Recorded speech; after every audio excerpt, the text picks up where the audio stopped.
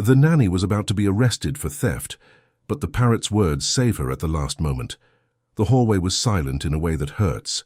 It wasn't the silence of peace. It wasn't that good end-of-day silence when the house cools down and everyone rests. It was a tense silence, the kind that steals the breath of anyone caught in it and makes the heart beat in a rhythm that feels wrong. But in the middle of that silence, there was a voice. Buddy had been repeating the same sentence for over 20 minutes. He kept repeating it over and over, insistent, as if he knew he needed to be heard, as if he had been waiting for the right moment to speak. But no one there had an open mind to pay attention to a bird. The boss was yelling. The two agents who had arrived minutes earlier stayed quiet, trying to manage a situation that had spiraled out of control long before they showed up. And she, head down, wrists bound by handcuffs, tried to breathe. Tried. But the tears streamed down anyway. 12 years. That's what was going through her head as the tears fell without asking permission. 12 years in that house. 12 years of sweeping, washing, ironing, cooking. 12 years of waking up before everyone else and sleeping after the others were already in bed.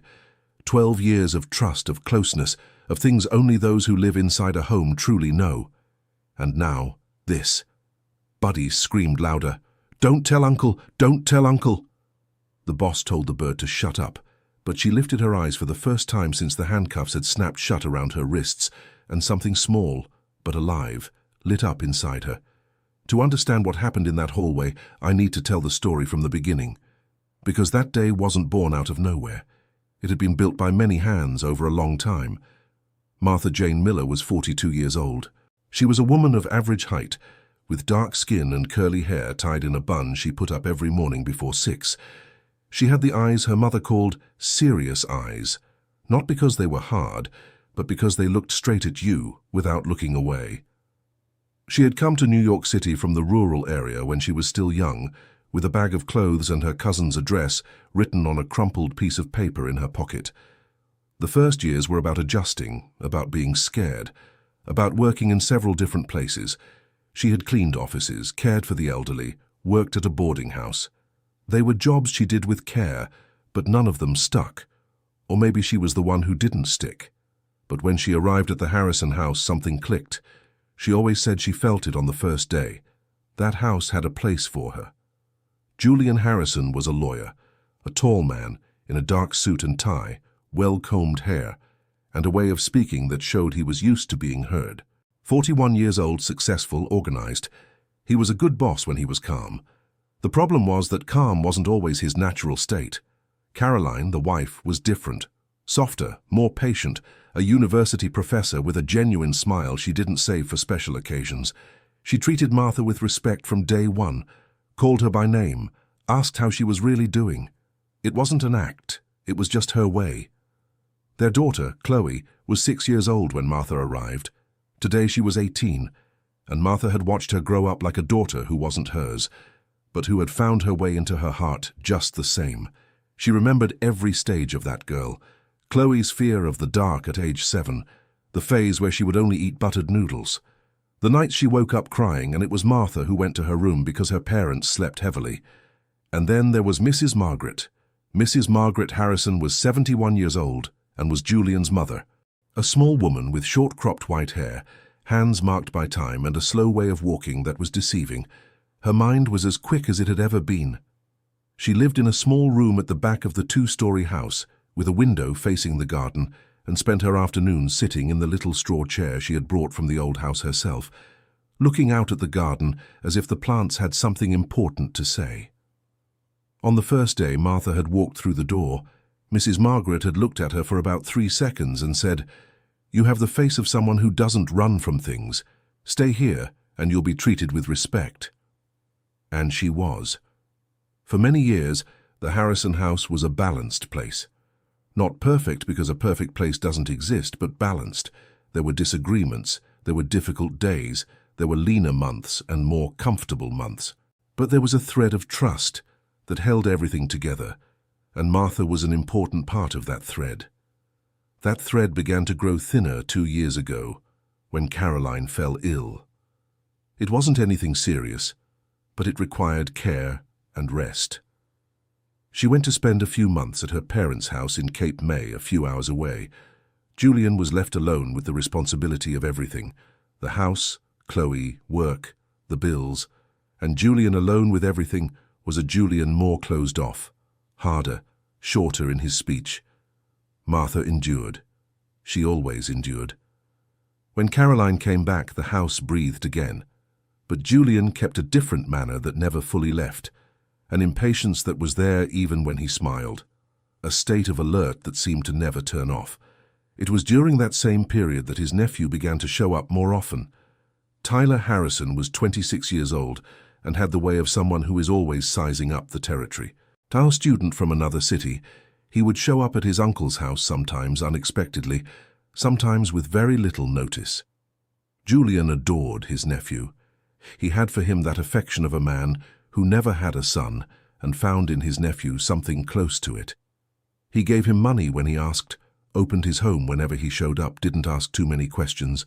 It was the kind of love that doesn't see what it doesn't want to see. Martha didn't like Tyler. She never said that to anyone, not even to Mrs. Margaret, who was her confidant. But there was something about him that made her uneasy, a way of moving through the house that was different from regular guests. Regular guests stay in the spaces you show them.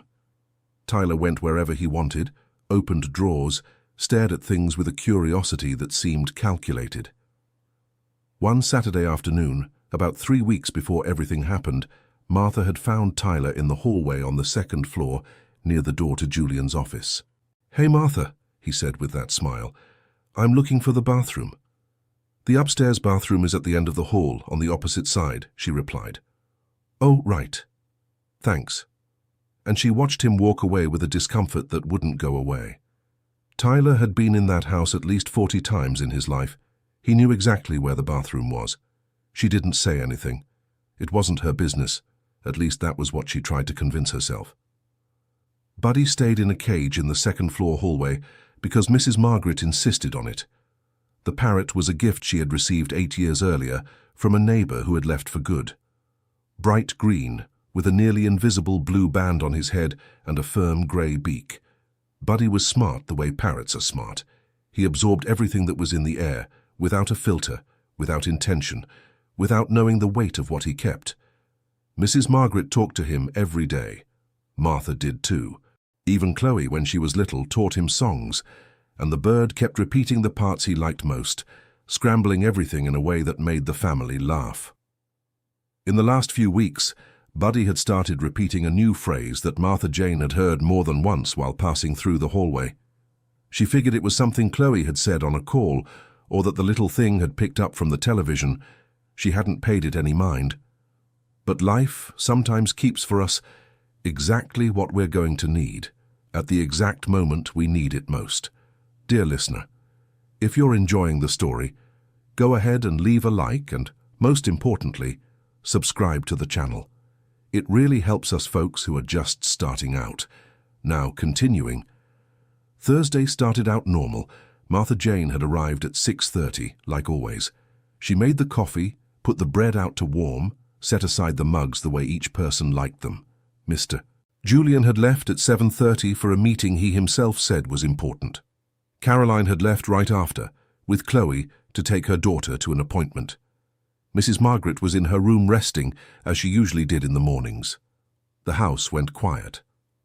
Martha Jane organized the kitchen, washed the dishes left over from the night before, went up to the second floor to tidy up the bedrooms. She passed by Mr. Julian's office door but didn't go in. She never went into the office except to clean, and she only cleaned it when he was home or when he asked her to. That was the rule from the very beginning, and she had never broken it. It was just before 10 o'clock when she heard the gate. Mr. Julian was back earlier than expected, and when he came up the stairs with steps too heavy for a man who had left calm, she knew something had happened. She stayed at the door of Chloe's bedroom, dust rag in hand, listening. The sound of drawers being opened in the office. Then silence. Then a shout that cut through the walls. She ran to the hallway.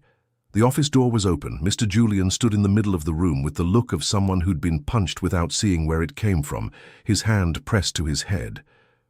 "What happened, Mr. Julian?" He took a second before speaking. "It's gone." His voice came out dry, different. The money I had put away in here, it's all gone." Martha Jane stood frozen at the door, and what she felt in that second wasn't just worry about the money. It was that tightness that comes when you realize you're standing in a dangerous place without having done anything to end up there. How much was it? $3,700. I was going to use it today to close an important deal. I left it in that back drawer last week. I didn't go into the office today, Mr. Julian. Not yesterday either. Not the day before. He turned and looked at her. And that look was what hurt. It wasn't pure anger, it was doubt. A doubt that Martha Jane didn't deserve, but it was there, plain in his eyes, as if it had been waiting for a chance to surface. "Who's been in this house lately besides you?" "Mrs. Caroline, Chloe, Mrs. Margaret, your nephew last weekend." Tyler stayed downstairs. "I saw him up here, sir. He said he was looking for the bathroom." A pause, short but heavy as lead. "Are you sure about that?" "Yes, sir. I'm sure." But the seed of distrust had already been planted. And when a person's head is hot and their heart is scared, that seed grows very fast with no need for water. The argument escalated in a way Martha Jane had never experienced in that house. Never. Mr. Julian raised his voice, said she was the one with the most unrestricted access to the house, that he had never doubted her, but he couldn't ignore what was right in front of his eyes. She cried, denied it, asked for calm, asked him to think with a level head. But Mr. Julian was in a state that reason couldn't easily reach. Caroline came back in the middle of the argument and tried to smooth things over, put her hand on her husband's arm, asked him to breathe, said they needed to think properly before taking any action. But Julian had already made up his mind.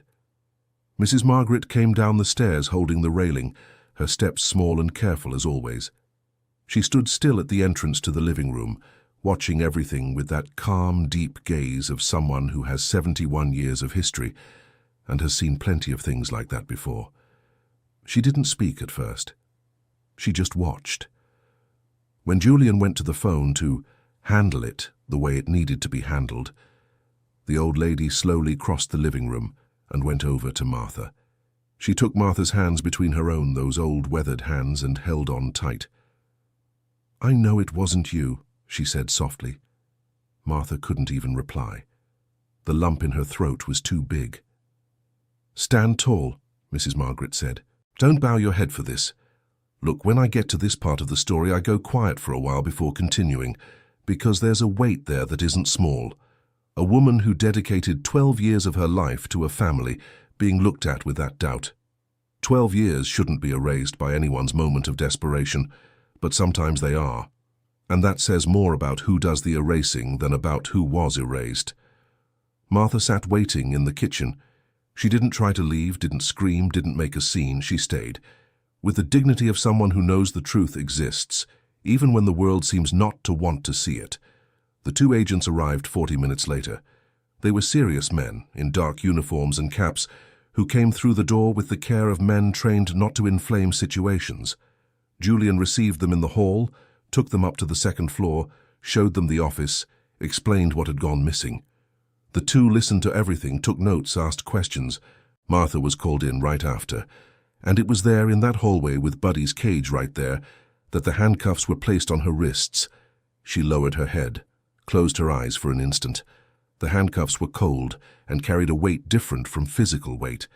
She had never felt anything like that before, and hoped she never would again. The shame that washed over her body wasn't hers to carry, but shame doesn't ask permission.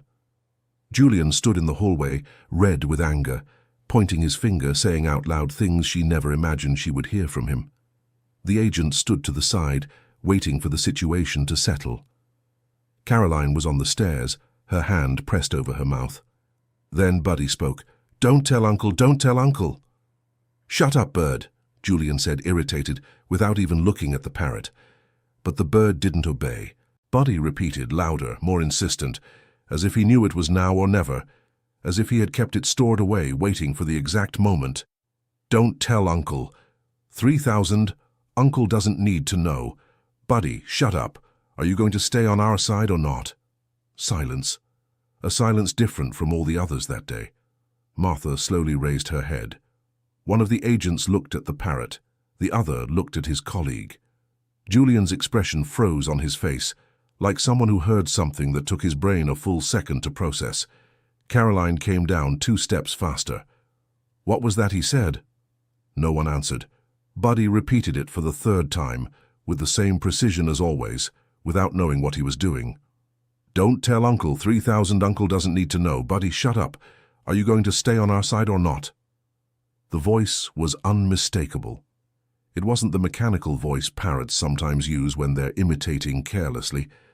It was a voice the creature had copied with the fidelity only an animal possesses. The tone, the breathing, the haste of someone who said it, thinking they were alone.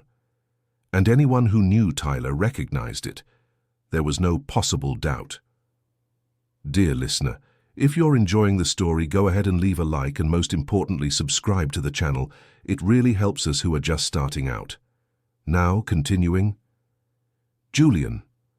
Caroline's voice came out slowly, like someone afraid of what she's about to say next. That's Tyler's voice. Julian stood still. Julian, she said again. He turned and walked over to the hallway window. He stood with his back to everyone for what felt like far too long. No one spoke. The only sound was the wind outside and, every now and then, the parrot shifting in its cage.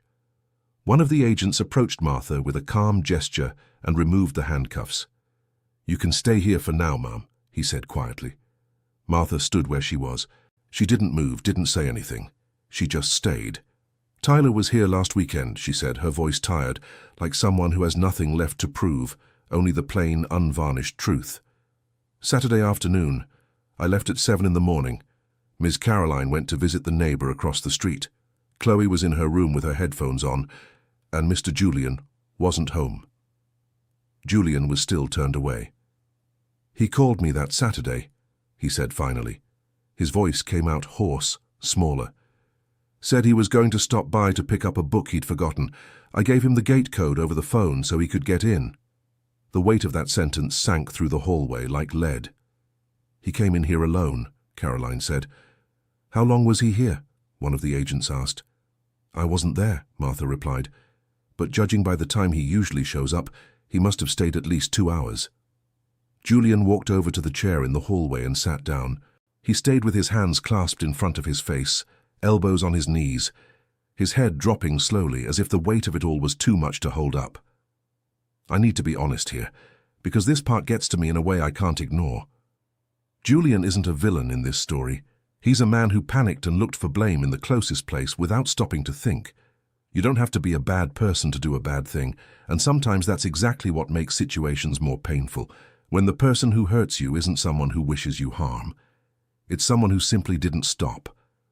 But Martha, standing there with the marks of the handcuffs on her wrists, knew the pain was the same regardless of the intention of the one who caused it. The 2 agents stayed a while longer, wrote down what they needed to write down, briefly talked with Julian about next steps, and left. The situation had changed. Everyone there knew it, even if no one yet knew how to move forward. The house fell quiet in a different way after they left. Chloe had come back while everything was still happening, and had stood frozen on the stairs, not quite understanding what was going on, her eyes big and scared. Caroline went to her and took her into the bedroom.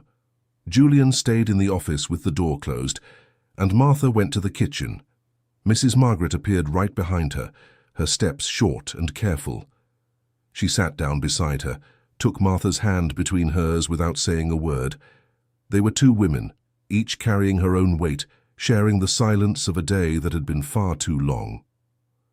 "Are you going to stay?" the old woman asked at last, with that calm honesty of someone who has no more time for beating around the bush. "I don't know yet," Martha replied.